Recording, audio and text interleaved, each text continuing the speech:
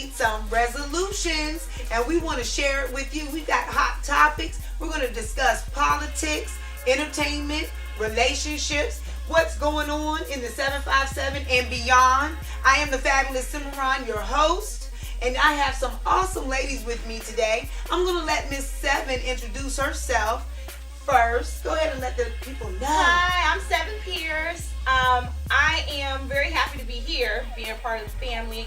Regardless, though, I want to let you all know I have an event at Blur in Newport News called Illustrations. It's for poets.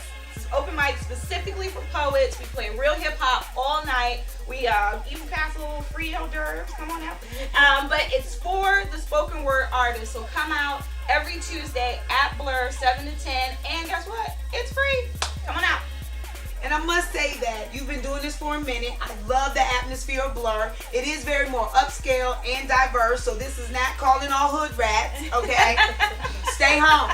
They do have people that walk around and serve you hors d'oeuvres on plates. Yes. I love the whole atmosphere, so you keep doing your thing. Thank you. And you can find Seven's magazine at Blur. Hey. Coming up February, that first Wednesday, we're going to have a jazz band in there. Come out and network and see who else is trying to expand their business and their mind in 2011. And second, we have spoken word artists. My name is Nisha Purvis. My spoken word name is Beautiful Disaster. Nice. I just met Seven today, so I'm excited to go and bless your stage with my skills and hopefully here today, later, few minutes. So, hi. Awesome. Okay, well, thank you all, ladies, for coming out and supporting She, Paragon Publishing. So we're going to kick it right off with, let's talk about tattoos. Okay.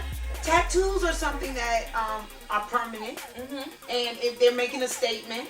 Now, what are you ladies, opinions on tattoos? Because I don't have any.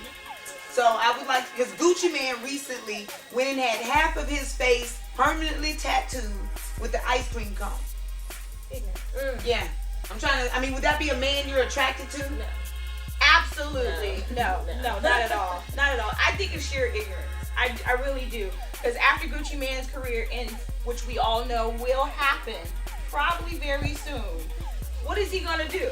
You're going to go into a corporate office and try and get something, and they're going to look at you like you crazy. Like, what are you going to do? Like, I don't understand that. So he's probably banking on the fact that he's going to have this career forever and that he has nothing else. And then after everything's dead and gone, right, he's going to say, well, I can't find no job, and the man and the man and the man. I don't want to hear that. I think it's ignorant. Okay. What is the ice cream cone even symbolize? What is it supposed to mean? He's cool. I didn't even get that part of the story. You know what? We may have to email Gucci. But like you said, and then when we get into the symbolism, I will have to say, ancient times, African cultures, we did use tattooing symbolically. So, even down to the rings on the necks, like National Geographic. But now it just seems like today's culture and our society has gone awry, and they're just putting anything that doesn't mean, you get drunk one night and you wind up with your man's name misspelled on your butt. I'm trying to figure out, I've had girlfriends get tattoos on their arm that's supposed to symbolize that, like what we're getting into next, your relationship, like they're supposed to be married to someone. And I'm like, okay. Or even like Beyonce and Jay, they got the tattoo on their ring finger. Yeah. So whether or not they have on their wedding ring, it's still symbolic. Yeah. So, but at the end of the day, if it doesn't have meaning, and then I'm not talking about, this is my favorite song right now, because how about all those people who had tattoos of their astrological sign? I was just about to bring that up. And now that it's supposed to change and all that other stuff. Right. But it's one of those things, I really think our generation is just off balance. You know what I mean? We don't know how to do things in a, balanced way. It's always extremes. So I have no problem with people. I don't have tattoos myself, but that's because I keloid. So I don't trust people to tattoo me unless you really know what you're doing.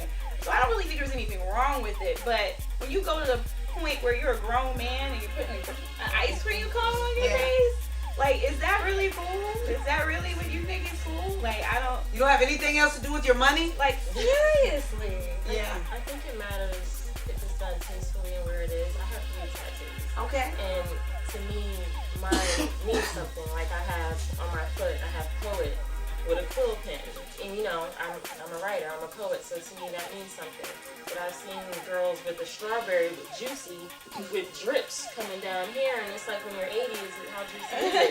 You know what I mean? So that, I think it's done, like you could have, I've seen girls, females, and we've talked about that. I have one on my back, and when I got it, I didn't know it was called a tramp stamp, and now years later, it's like, oh, you know, you got a tramp stamp, and even though I know I'm far from that, somebody's gonna judge me if they happen to see that at the beach or whatever.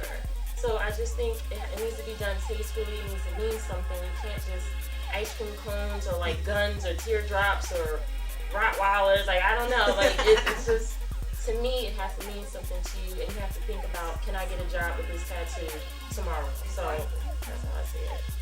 Well, I definitely agree with you too. So, you know, as long as you get them places you can conceal if necessary. But you know what? We always bring you the controversy and the hot scoop on what's happening out here. But we'll be right back. Tune in to more of She.